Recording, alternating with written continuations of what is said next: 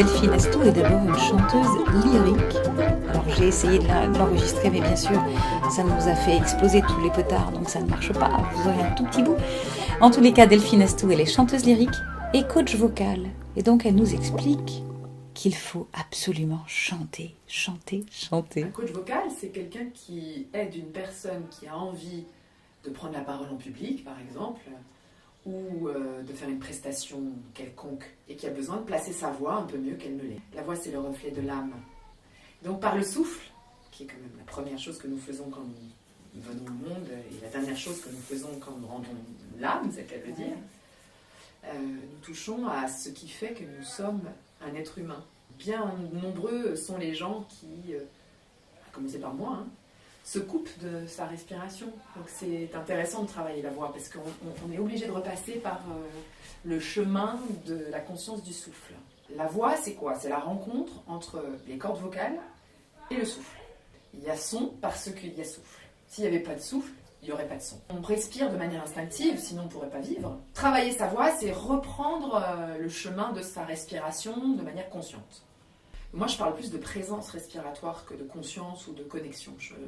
Parce que finalement, je crois que c'est quelque chose que nous savons tous faire et que nous avons un peu oublié. Parce que souvent, je crois que les gens qui viennent me voir, ils se mettent une barre très très haute en disant « j'ai besoin d'apprendre à respirer ». Mais non, ça ne s'apprend pas. Ça se retrouve. Il y a une mémoire. Je crois qu'il faut d'abord retrouver l'instinct premier du souffle. S'autoriser à dire. C'est déjà une chose, oui, s'autoriser à dire. Et s'autoriser à dire, ça passe par le son que l'on produit. Et s'autoriser à dire, ça peut passer aussi par s'autoriser déjà à émettre un son qui est politiquement incorrect. C'est important d'être guidé, je pense, parce que tout seul, on peut se faire mal à la voix si on n'a pas quelqu'un pour nous donner les quelques outils nécessaires pour retrouver la musculature du souffle et la musculature du son et la musculature du cri. Quand on était des homo sapiens et même encore avant, parce qu'on s'est verticalisé, on s'est mis debout. Notre larynx, en fait, qui est donc la partie cartilage qui se trouve dans notre gorge, et c'est descendu quand on est passé à la posture verticale. Et ça s'est logé à l'intérieur de notre gorge. Mieux parce qu'en fait, il faut qu'on se place bien droit. Voilà, la posture est très importante. C'est ça. Pour que ça parle moins aigu, pour que ça soit plus... Et en fait, elles s'étirent, elles s'allongent et elles se raccourcissent comme ça, quand on parle. Quand on monte, elles vont s'allonger, s'affiner. Puis quand on descend, elles vont se ratrécir et s'épaissir. Et tout ça, c'est relié avec des muscles dans le cou. Et c'est cette musculature qui a besoin d'être beaucoup assouplie par les vocalises, etc. Mais c'est le souffle qui permet cette souplesse. La vocalise de la baignoire, on va appeler ça.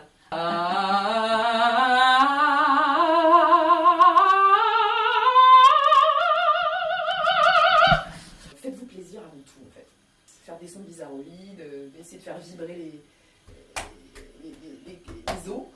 Les OS et les OEAUX, parce que le son est aussi véhiculé par nos cellules. Et ça redonne de l'énergie, non? Il n'y a pas quelque chose? Oui. Mais le muscle du diaphragme, j'en parlais pas trop parce que c'est un muscle qui est très compliqué à connecter sans être guidé, justement.